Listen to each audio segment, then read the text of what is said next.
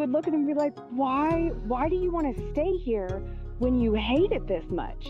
What do you actually want to do? What part of this do you enjoy? Because let's look at what you could be doing with those parts you enjoy and not being miserable every day, because you being miserable makes all the rest of us miserable. Don't stay places where you're unhappy. Don't keep people who are unhappy.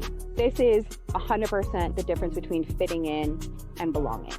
We are trained and groomed to fit in, when in reality, the power comes from finding where you belong.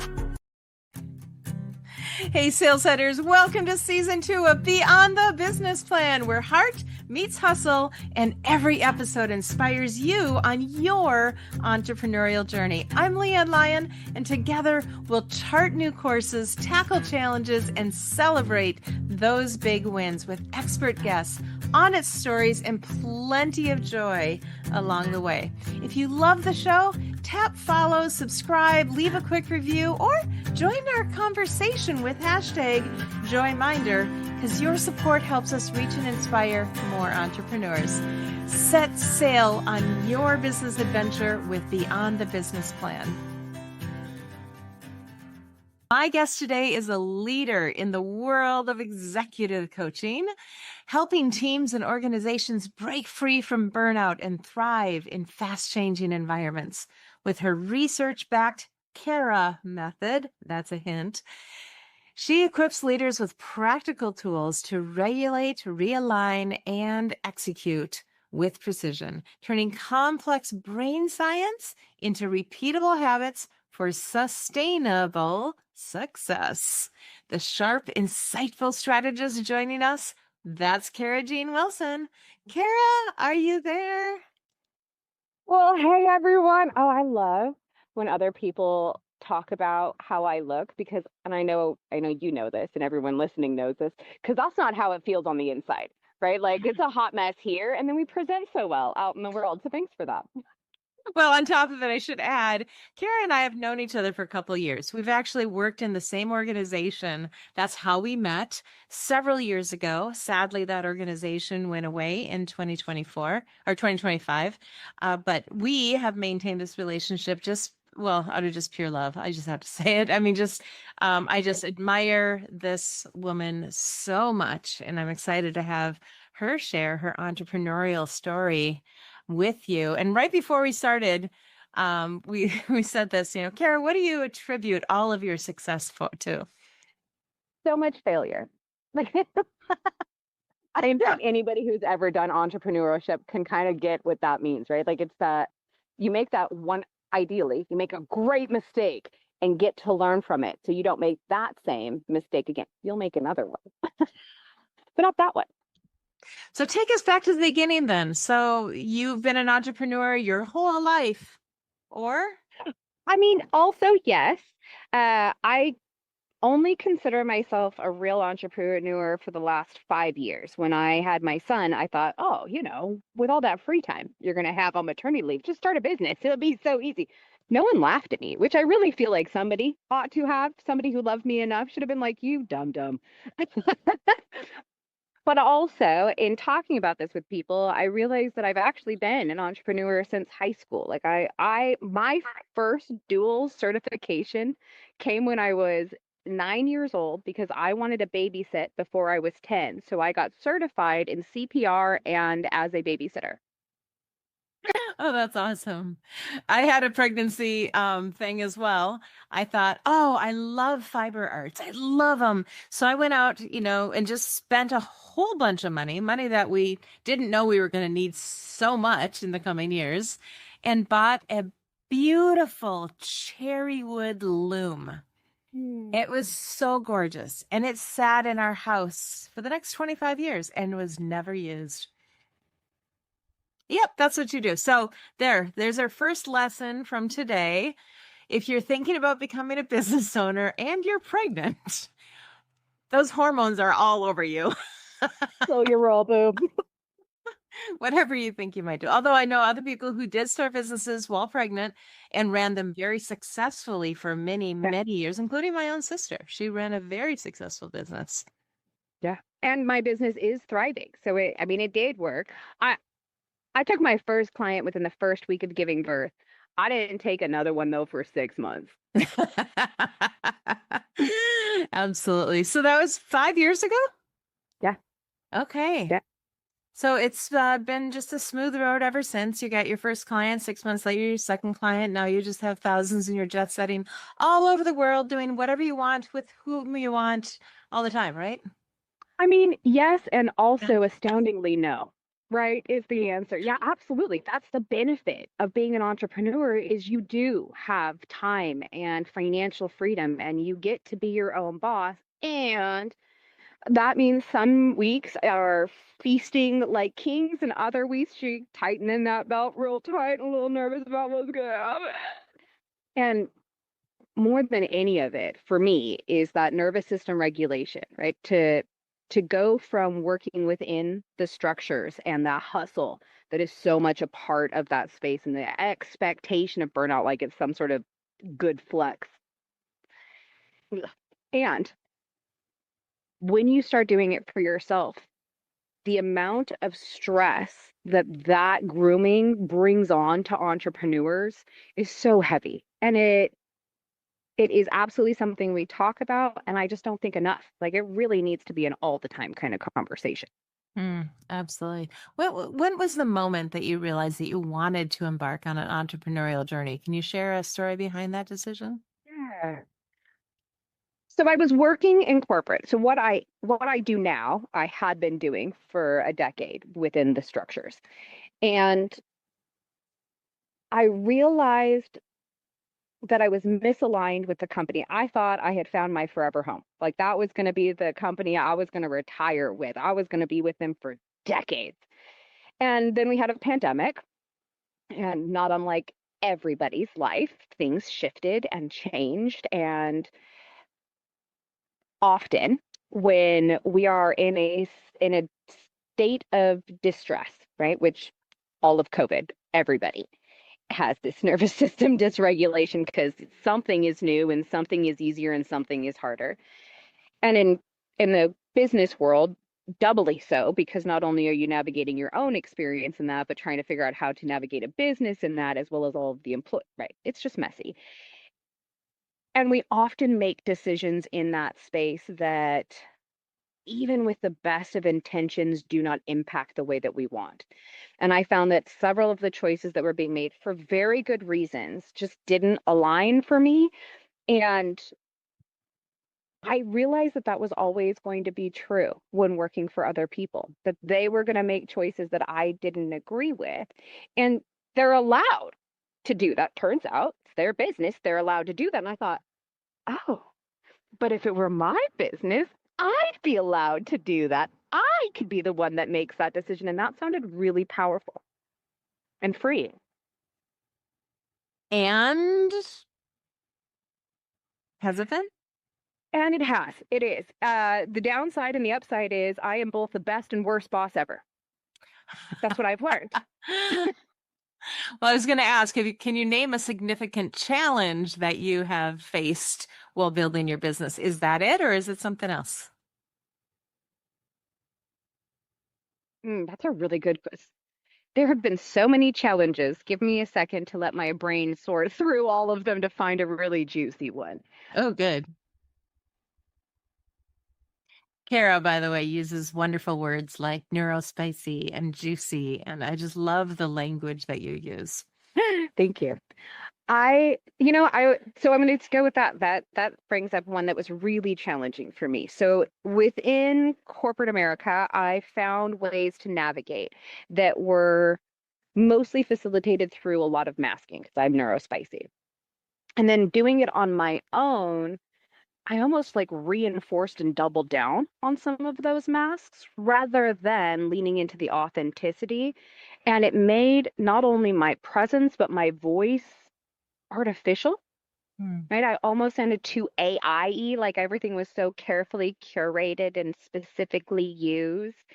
And when I stopped doing that, when I really leaned into my own leadership, when I allowed for that, for the messy, messy me that is the gift, you're welcome, it allowed others to see me and see themselves in a way that aligned better. And I stopped working for people who I was all right working with. And now I get to work with people I freaking love. Like I'm so excited when I see people I'm like, oh, today's that day? Yeah.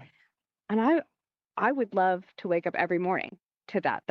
Now that is the goal. And has that changed from when you first started, your first client, your second client to today? Who that client is, who you're working with? Oh, absolutely, absolutely. My first client is still one of my favorite clients. That was such a exciting, partly because it was new, partly because I absolutely still love what they are doing and am still in support of them. And then I did what we all do. I did all the things I should do. And whew, speaking to all my entrepreneur friends out there, have you noticed that there are a lot of people willing to line up to tell you what you should do as an entrepreneur? Even when they aren't entrepreneurs. Yes. And they absolutely know that they're right and theirs is the way to do it for them. Mhm. And if you are finding that, listen to them. Listen to all of the things that you could be doing and then find the things that work for you. Absolutely. I just had this experience today, actually. I have recently opened a new LLC. I was very excited for the play on words that I was invoking in it. Savage Lion. I was like, yes, this is so fun. And then I shared it with some of my ideal potential people I want to attract to that business. All three of them. And these are people who know me really well. I've gone to coffee with them almost every Thursday for like 7 years. They know me. And we've spent plenty of time together. And they immediately said, no. Either your lion has to have a massively huge smile on its face, and you can't use a shape that resembles a badge, or you have to change the name. And I thought, you know what? I just don't need to go. I think that they're, in retrospect, I don't have to listen to them. But Right. my LLC is not changing its name. I've already established it. But the business name, there is a reason to listen to your, the number one people you want to talk to. You need to hear them out. There's a book I also just heard about. Forgot the name of it. I want to say Reese might be the last words, but talking about basically, a bootstrap business or something like that. Bootstrap Entrepreneur may be the book, but the idea that you imagine what your business is going to be, and I've made this mistake too. And you build the whole thing out. You're like, I'm going to have it all ready. I'm going to have the website ready. I'm going to have this ready. I'm going to have everything done before I go and find my first client. Yeah. And how often do you think that works out? I will speak to my experience, not one. Yep, mine Not either. once have, and I was told by so many business coaches when I started that that's what you do. You build everything, you get it all ready. And then I met these other coaches and they're like, you never do that. You come with an idea and you build after you sell it. And they were both so aggressively right. Aggressively in their own minds. Yes. And I think both can work. For me, it did not work because I was still so very much trying to understand how what I do and think translates to other people's brains. Right. That was a huge part of my early entrepreneur journey is just getting clarity on that.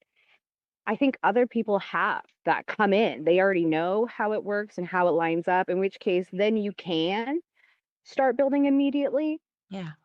with the understanding that you need to detach from all of that. Like Yeah. hold on to the commitment, but detach from how you think it's going to show up. Because it will show up. Maybe not that way, but it usually does at some point. Indeed. I totally get that. When I first started, also, my ideal client, I thought, was a particular group of people that really didn't have one key thing that I needed to have a business. Any guesses? I was gonna say willing to invest in themselves. Or any money at all. Yeah. Typically, they just didn't have any money at all. And so not only not willing, but just literally in many cases completely unable to invest into spending any money of any kind. And again, would I love to work and help those people? 100%. Do I have resources to help them? I do. However, that's not going to build a business that sustains me, or in many ways it even fulfills me in the way that my what I do now does. So it's a journey. It's definitely a Yeah. journey. And I love that. What I heard there is the recognition that you can help anybody, but do you want to? Like, be honest with yourself. Do you really want just because you can work with anybody, do you really want to? And absolutely having ways for people to engage and access you that are complementary so that they can get a flavor before a full commitment is so powerful and can help some folks exactly what they need in that moment so that they can get to a place where they can engage further. So powerful. But if that's what you're focusing all of your time and energy on, you're working for free. Cara, one of the things I love about you and in our conversations, and we talk, fairly often, but is you're such a good listener and you hear things at a level beyond hearing. That's my experience with you. Is that a skill that you've learned, acquired, always had? I think mm, yes and yes and yes is the answer to that. Yes, have I had this one? I think women in general, and this is not a dig on my men friend, we love you guys. Women in general are taught to listen first. It's just part of the conditional grooming culturally across the globe. And just because you can listen doesn't mean you listen to understand. And that's where I did a lot of research study. Actually, free tool. So here's my shameless share for everybody.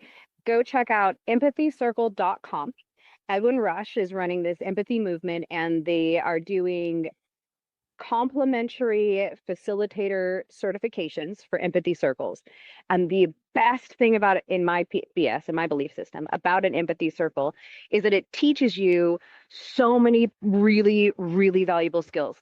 Just experiencing empathy can be incredibly impactful for your nervous system. On top of that, it teaches you to speak to be understood and to listen to understand so that you can reflect and be understood in that reflection. And it has been game changing for me and all of the leaders I work with. Oh, wonderful. Thank you for that share. Yeah. That is amazing. I'm very excited that, by the way, I'm going to put a little plug in here.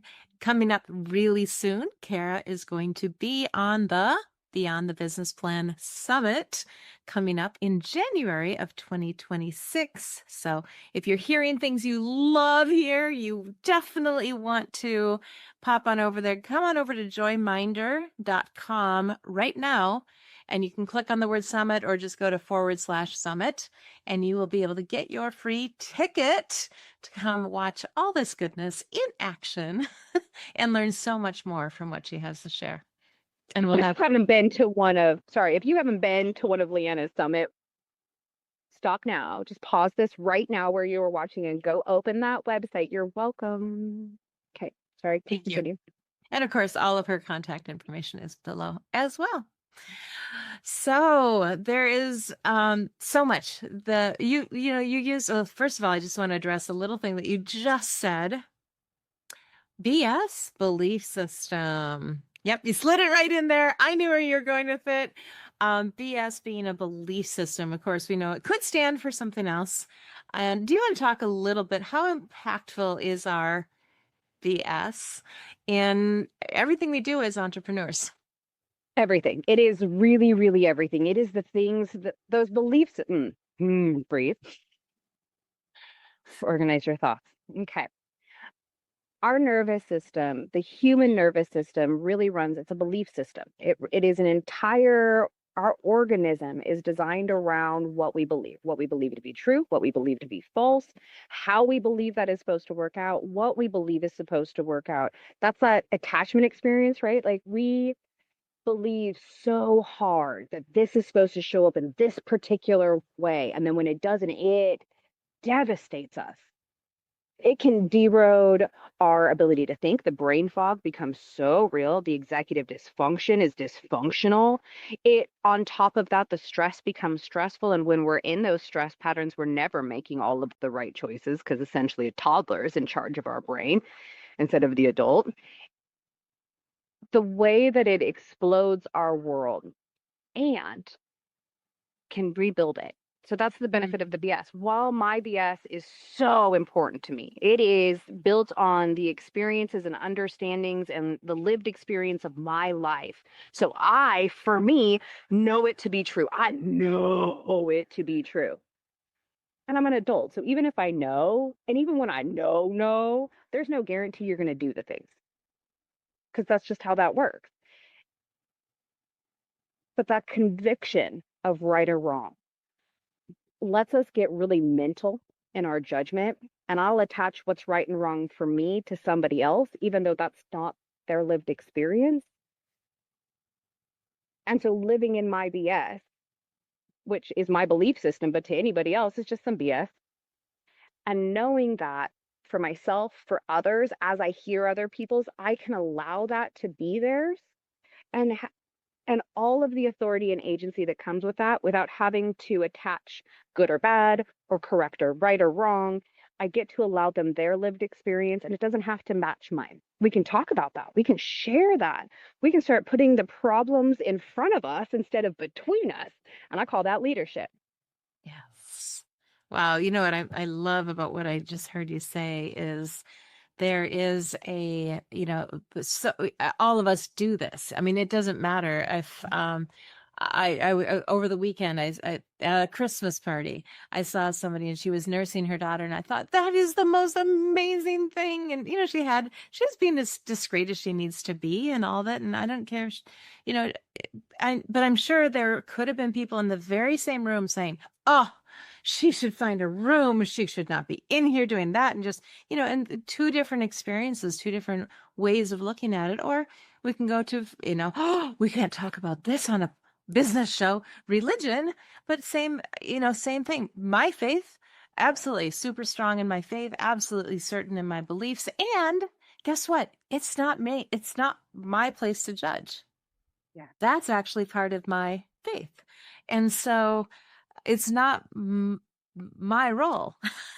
It is my duty to live a certain way and to act certain ways and to believe certain things. That is my choice, but not to impose it or enforce it on others, which is, I think, if we could reach that in some different ways in the world, that would be nice.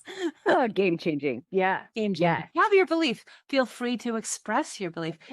And it kind of brings me back to the Neurospicy, which I know we didn't use the word in the introduction, but it's something I think you have used. Tell me about that and how that plays in with all this. Oh, absolutely. So I think my neurospiciness has been the biggest advantage. More clearly, my brain is great at connection. I have a neurodivergent brain and it makes rapid fire connections. Not all of them are right, but he does make all of these connections. And that allows me to see patterns.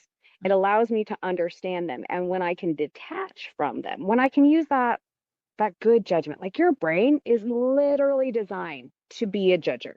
That's not bad. It's not.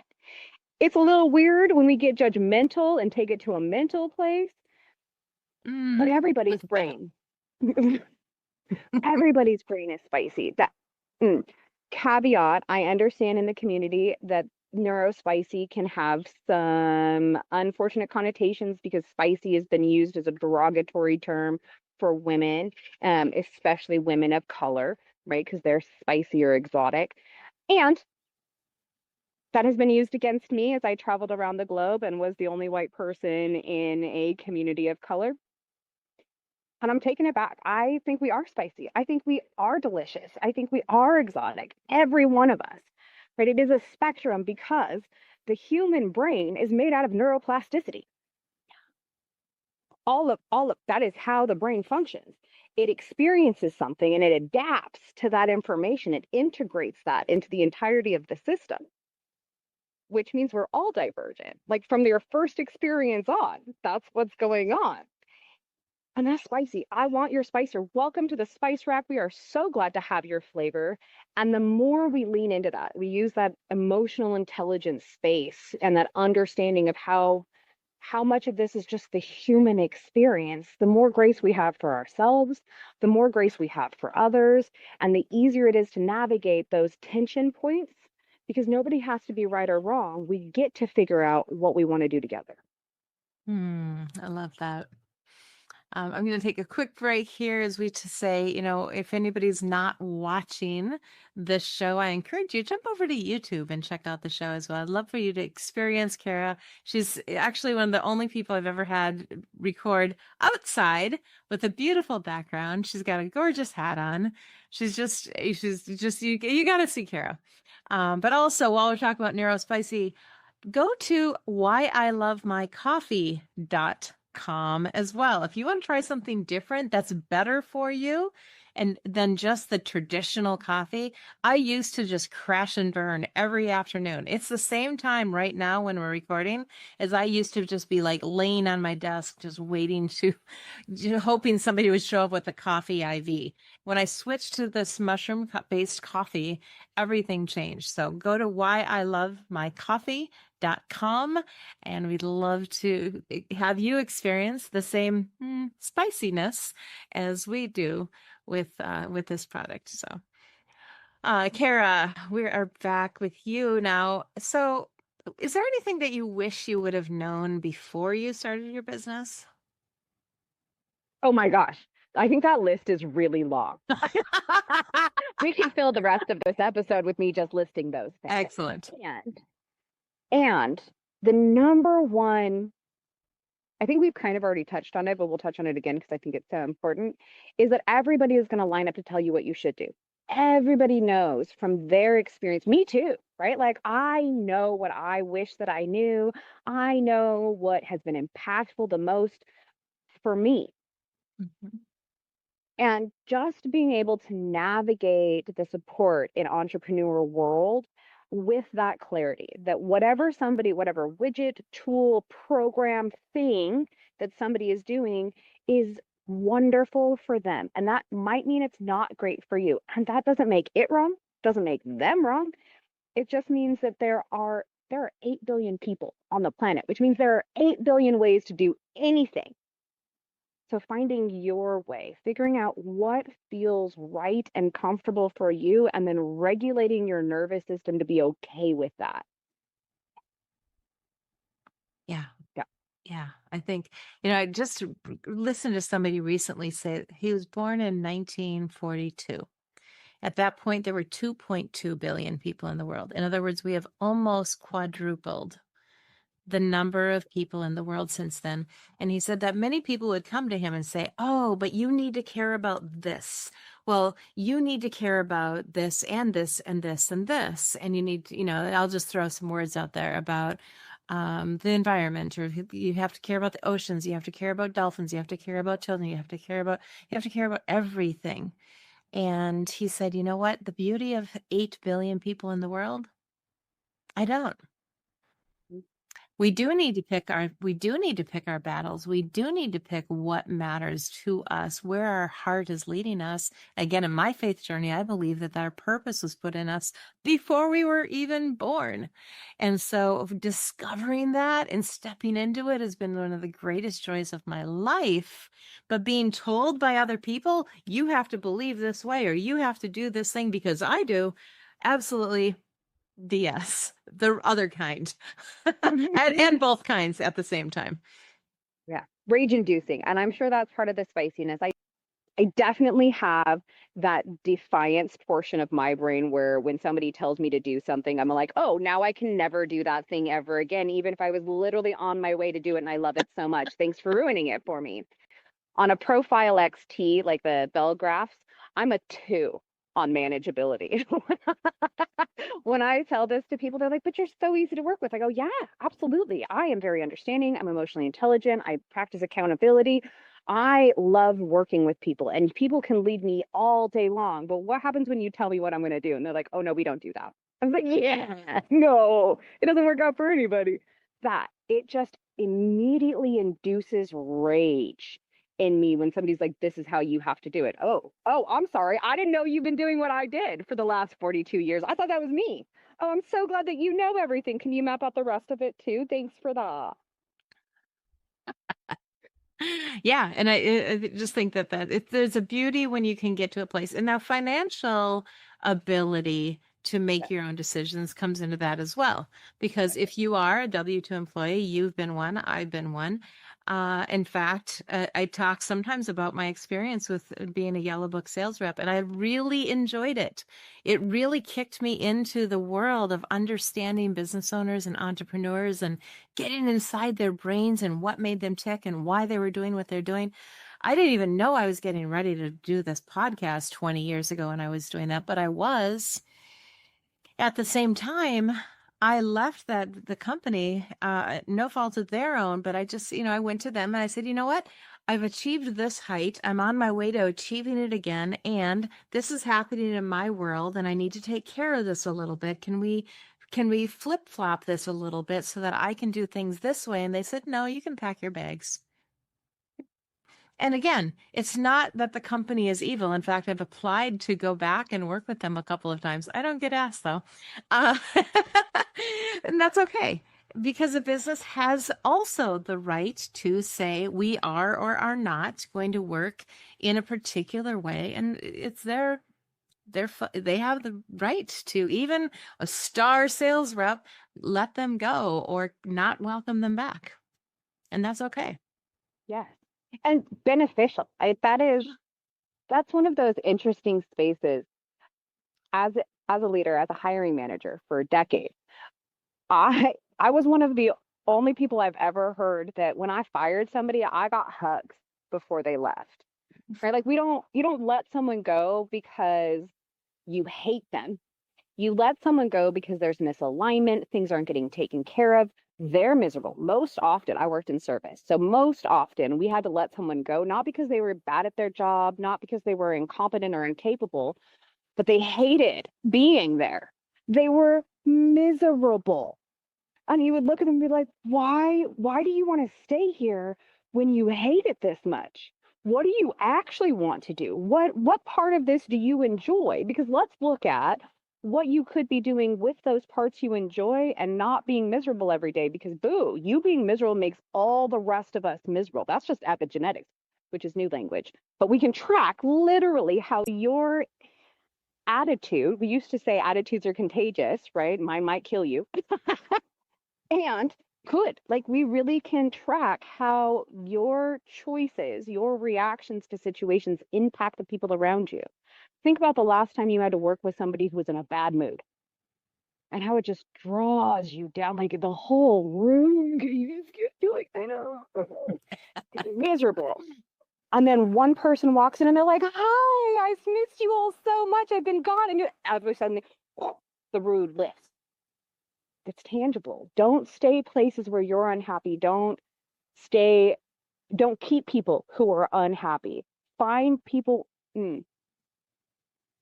Soapbox. This is 100% the difference between fitting in and belonging.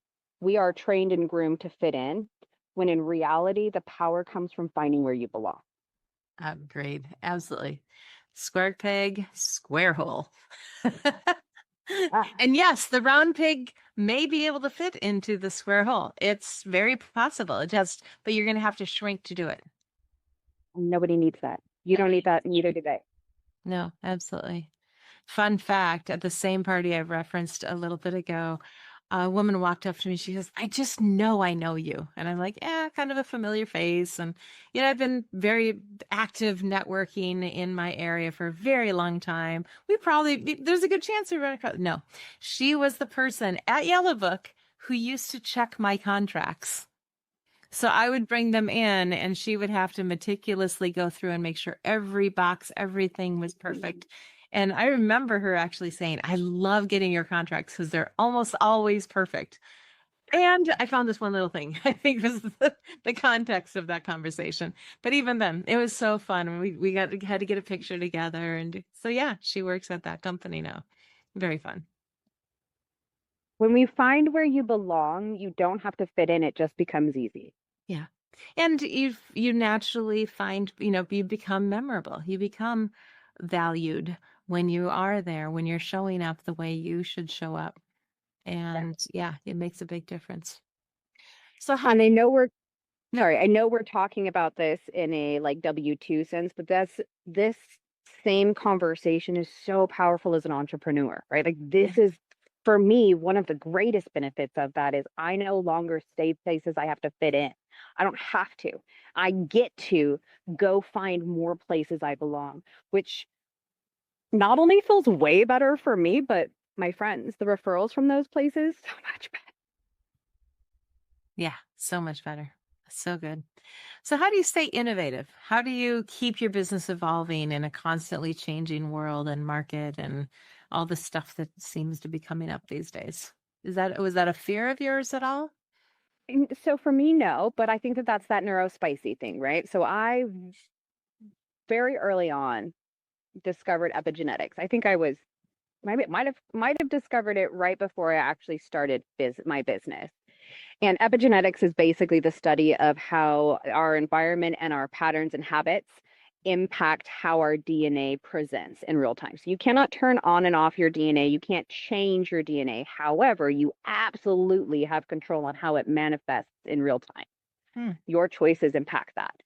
And you blend that knowledge with our newer understanding of the human brain and the neuroplasticity of it, which really just segues into the habits that you are choosing. The more intentional and present you can be with your habits, the more you can literally change how you present in the entire world.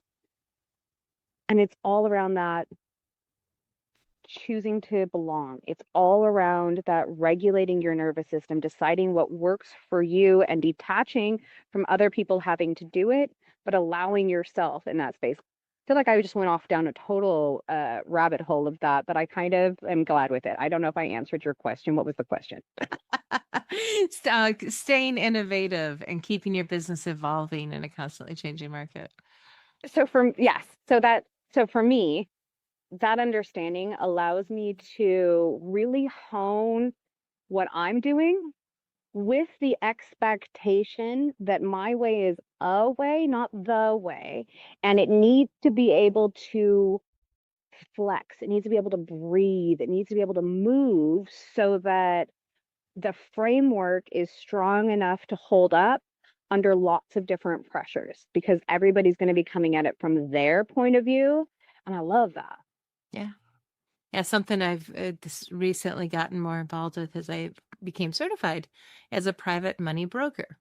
And that is so much fun because for me, I have a math background and I have a real estate background. And it kind of combines a whole bunch of that along with the fact that it's business related and business focused. We're helping businesses fund what they're doing.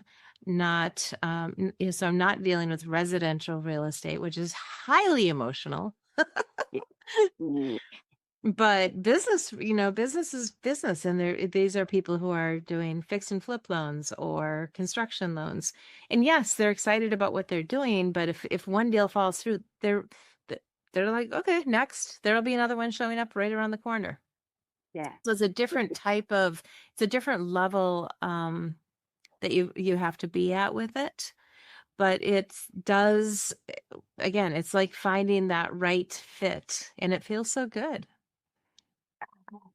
I love that you are doing that. This is totally a side tangent, but I love when this is more of my BS, so take it if it feels right and let it go. If it doesn't, permission. I love when women get into finance because women historically have been taught how to spend and how to save and not how to invest. We only got access to our own bank accounts within the last 70 years. So, So true. It's so true. Worse than that, you couldn't own real estate until the 70s. period. Yeah. Yeah. Not own real estate. You could not rent an apartment as a woman without somebody co-signing until the 70s. So we're talking Yes. 50 years now. I mean, Yep. Like it's even shorter. Yes. So when women safe into this finance, Yep. so powerful. Yeah. So Yeah. powerful. And it's so much fun. But I also, I was a math teacher at one point. And when you said, the ability to see that there's no one way, even within this private money lending, there's one person comes to you and you're like, okay, it's fun because I can think of several different paths that we might be able to follow. And then it's the matching of the right lender to the right situation and then navigating the twists and turns of, well, I can't find this document. Okay, let's go find it then. Or let's, whatever we need, the fun part of that. But even as a math teacher, I knew that there are different ways students could think about and manage math. My husband still teaches me different ways that he does additions, different things that I'm like, that is so brilliant. And I never learned that way. And I'm in my 50s and I was a math teacher. He does math different than me. He gets the answer faster and better than I do most of the time. Different is not bad. Different is just different. And the reason we react as a human being, as a meat suit full of hormone soup, to different is that conditioning and grooming. Epigenetically, different is dangerous. If I don't know that I can eat that plant, if I don't know how that animal is going to react, I don't know how that person is going to react, I could be in danger. So that triggers that fixed mindset, that survival state that in my BS is the neurotypical brain, right? The one part of us that we all have is this survival instinct. And that growth mindset is divergent. So when we're stuck there, we just don't make the right choices. But when you can allow different to be okay, you get more opportunities to leap into that frontal cortex and really make powerful decisions, not out of fear, but of curiosity, out of interest. This is so good. So, on the upcoming summit, super excited, you are going to be addressing part of my sailing system. And I know, by the way, you have a CARA method, CARA method, which I hope we will hear more about at the summit. So, definitely, if you want more of CARA, definitely get that ticket for the summit. But you are going to be talking about the first letter I in the word sailing, which is ignite commitment, where you've made the decision, you are definitely moving forward. Do you want to share a little bit about just a little sneak peek on what we did? So tease on the CARA method. It's very, yes, it is my name. It is different than me, right? So I'm Cara Jean. It's the CARA method because we clarify, we assess, we realign, and we achieve. It's a very, I call that a moo framework, right? There's plenty of wiggle room in there to adjust. And that is the process that I use every time. Two steps back. This is the process I created when I was in that space that I now use for myself and everyone that I work with in that space. So you want to do a thing. But how do you do that? How do you turn this idea into a tangible thing and start creating movement? How do you get that first step? Because here's the thing. All you need is a first step. It's basic Newtonian physics. You give that push and it's going to push back. So be prepared for that, right? That's that assessment. We're going to clarify what we want. Then we're going to have to assess that. Then we're going to realign on what we're going to do. And we're going to achieve some new information so that we can clarify that next. It's just the swing. And an object in motion likes to stay in motion. So you don't have to do big, you do not have to change the world in one movement tomorrow.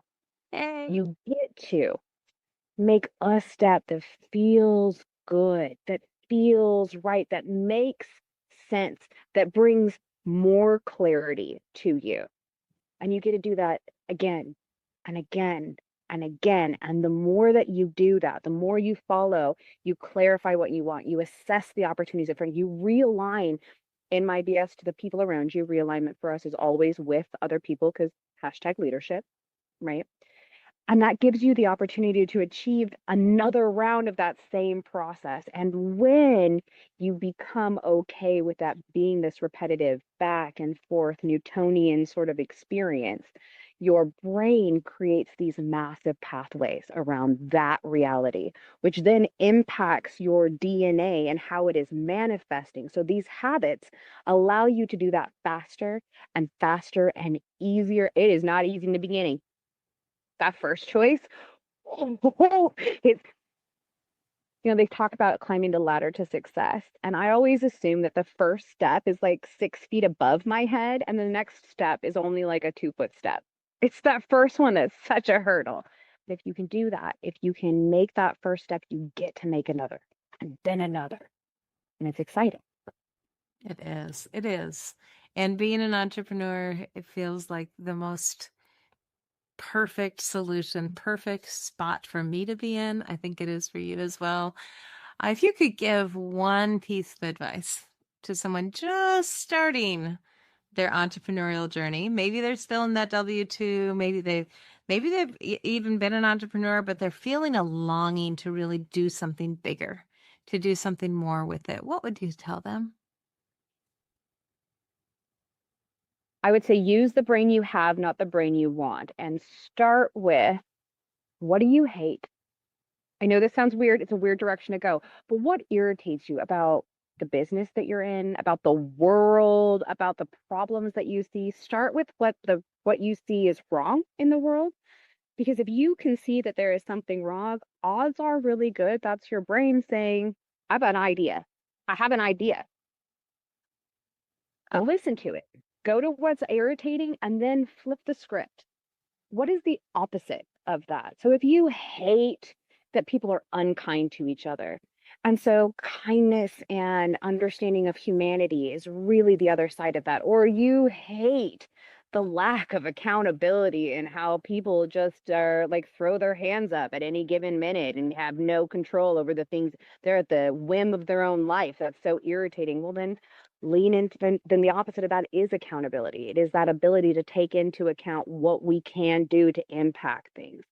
And when you can flip the script, that's going to give you that one thing, that part of the vision that you have of a world that could be better from your point of view.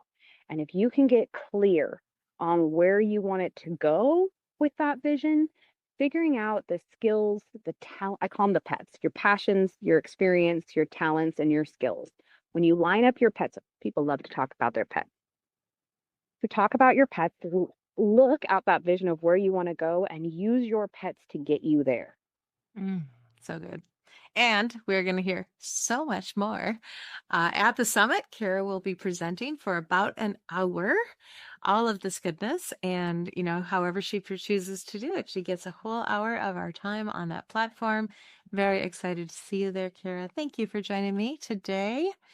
And thanks for our audience as well for joining us on Beyond the Business Plan, the podcast, as opposed to Beyond the Business Plan, the summit, to unleash your joyful business potential. And remember, entrepreneurship is a voyage you can and should take with others. So find your tribe for the journey and give us a like, subscribe, or whatever you do on your favorite podcast or video platform to keep shining and aligning with your purpose and with Joyminder Solutions. My name is LeAnn Lyon, your Chief Joy Officer, signing off. Keep spreading the joy, keep leading with heart, and I'll catch you on the next wave of success. Thank you for sailing with us, Sail Setters. Remember, your journey goes beyond the business plan. So keep charting your own course, leading with heart, and tuning in for more joy and inspiration. Find all the resources and connections in the show notes below, and your support means the world to us. So join our conversation at #Joyminder, or simply share your favorite takeaways in the comments section below. Until next time, set your sails for success. Hey, Sail Setters, are you ready to launch or refresh your business? Join us at the very next Beyond the Business Plan Summit for breakthrough strategies and inspiration. Visit joyminder.com/summit or check the link in the show notes for our incredible list of speakers and topics, and let's go beyond business plans together.